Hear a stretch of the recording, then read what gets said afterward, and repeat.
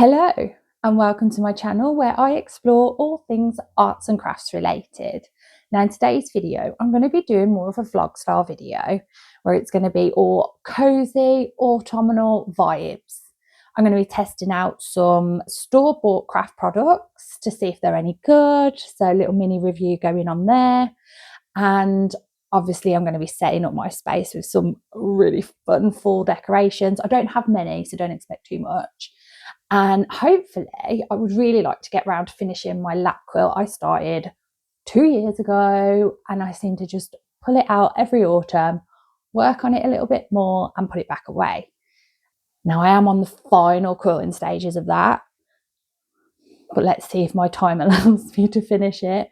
Now, first point of business, setting up the space. Let's go. So like I said before, I don't have many decorations at the moment. In fact, last year was the first year I actually put away decorations to get back out again this year. As much as the shops are lined with loads of beautiful decorations, I do want to try and make as many of my own as possible. I feel like this season is the calm before the Christmas storm, and it's just the most perfect time to get crafting and be inspired by all those autumn colours. So as you can see, it is just mainly the fireplace that I decorate for the time being. I used to put those pumpkins on the floor, but as they are breakable, I have to keep those away from little hands now. So I'm going to save that space for some real carved or real painted, decorated pumpkins a little bit closer to Halloween. I do have this that I've made. It's actually a craft kit in my shop, so if you want to make one of these yourself, please head to my Etsy link. I'll leave it in the description, and I really want to hang it on the door here. It's hard for me to zoom out because I'm holding it against the door, and I was thinking I might just put like a little nail in my solid wood door, and then I thought I can't be putting nails in the door. I think I need to try and find some sticky command hooks and see how we get on with that. I'll come back to you. So I went to the range for a wreath making kit that I'd previously seen in there that I had actually documented on a YouTube short, only they didn't have any in stock, or they'd moved them around the store and I couldn't find them no longer. But instead I did go for this wreath making kit, which is just $1.99, and it really is nothing fancy at all. It is just pre-cut foam shapes and some little double-sided tape things there that I think you stick all over and then stick the shapes to it. But I got this one because I thought it'd be brilliant to do with my little boy, or try to do with my little boy. And then they had this little bag of felt fall stickers, so they have peel off stickers on the back. And I thought they might be a little bit easier to attach onto here because I can just peel them off and then he can rearrange and stick wherever he wants to stick then. So not the wreath I had planned, but I'm actually really excited to try this with Oscar. I'm not sure how well it will go. He is only 19 months, so this might still be a little bit advanced for him. But we'll see anyway, and it's going to be some fun. It's going to be some creative fun. I'm sure he will enjoy it to a certain extent. And so for my cozy autumn craft for myself, there was quite a lot to choose from. There was like punch needle kits, embroidery kits, paint by numbers. I was tempted to go for a paint by numbers, but then I saw these coasters and I thought this will fit really well with obviously helping to decorate my living room. Again, helping to decorate my living room for fall. And I saw these and I thought, actually, that would be a really nice, fun, on your lap, cozy project to do. And it was $4.99 for 4 coasters. Let's have a look. Oh, 6 coasters. $4.99 for 6 coasters. Well, that's good. Hopefully we get everything in there. How have they managed to get all of that in that box? Well, I'm gonna get that open and have a little look at that in a moment. So those are the designs. That's really nice. When you're shopping with a child, you don't get a chance to actually like really in depthly look at these items. You just see them and you're like, yes, I feel like doing that, and then pick them up. So yeah, £4.99 for 6 coasters. That's less than £1 a coaster. That's brilliant. So that's something to do on evenings. I will try to take some footage of me doing the wreath with my little man, but I don't really want to plaster his face all over YouTube, so I might see what angles I can do with that. If not, I might just show you the finished piece once we have done with it and what I've got left.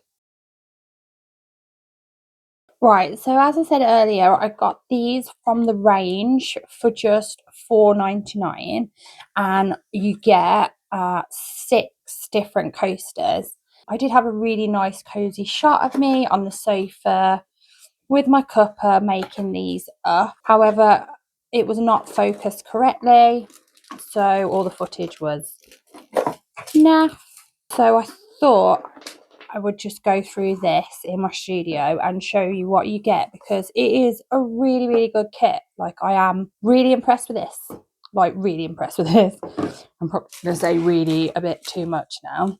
I have already done one coaster and I have some of the pieces packaged up here. So I just cut out the little sign. That's N. So obviously I haven't needed to open all of them yet.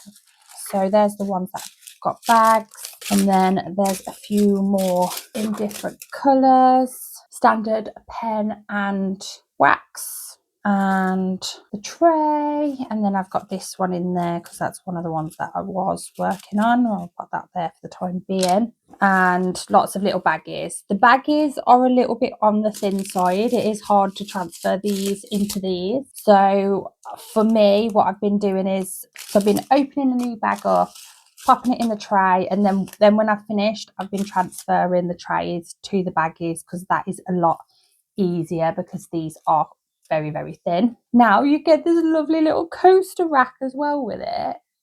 I was so impressed when I saw that. You get obviously the 6 designs on acrylic. Let's show you them here. So obviously when you peel the top one back, it reveals a sticky layer, but then you also do have to peel back off a protective layer from the bottom when you are done. So got there. And then this is the one I've done. Nice leaf. Now obviously it is sticky, so I do need to find a way of sealing these, but I'm pretty new to diamond art. Like, I've only done a couple of pictures before and I've never sealed either of them.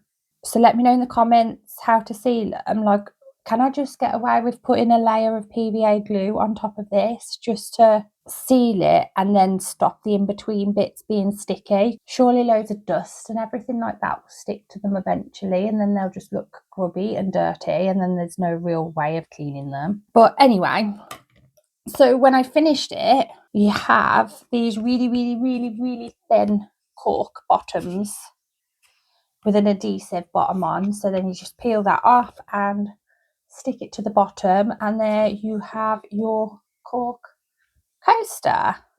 So I'm going to do another one, and then we might have a little bit of a time lapse. And I had started that, but I don't think I'm going to do that one. Yay, let's do the pumpkin for the time lapse, because I think that will be a really nice one to do. So how I did the first one is I started with the outside and just worked my way round.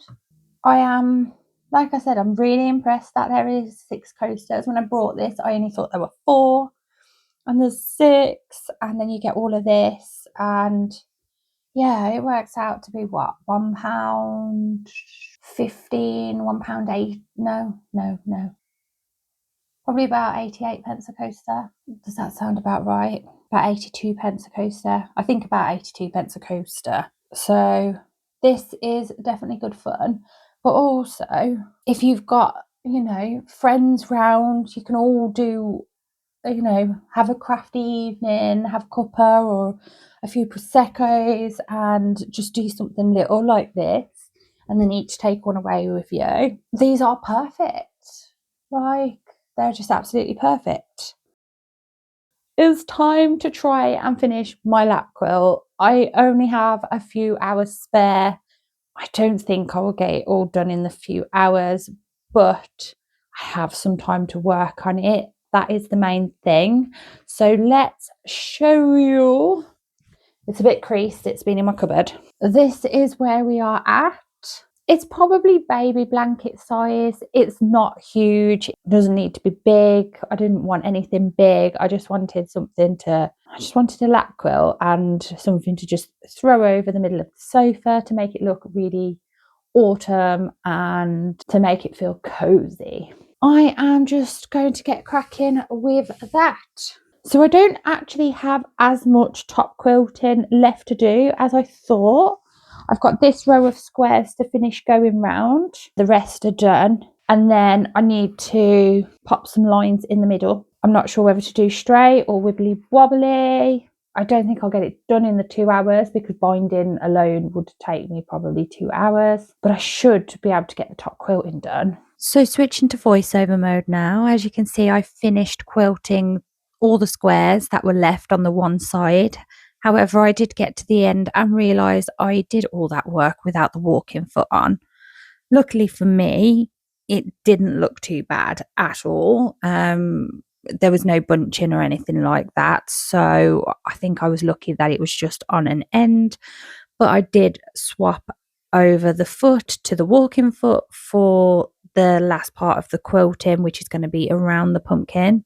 Now, I decided to go for a checkered effect, keep it all nice and clean, straight lines.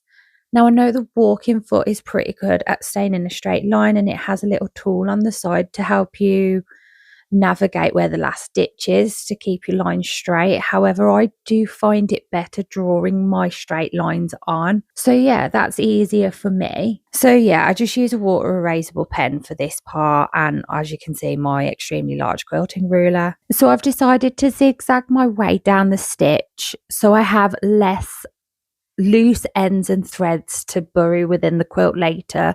Now that does mean that I will have some double stitching on the ends here and there, but it's not really noticeable. And, you know, in the grand scheme of things, the amount of time it saves is a lot. It looks neat. I'm happy with it.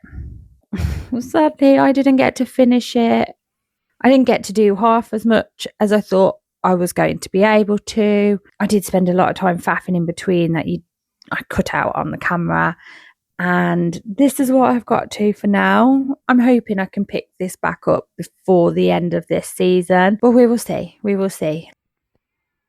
Thank you for watching this little cozy vlog. If you have enjoyed it, don't forget to like this video and subscribe to see more. Bye bye.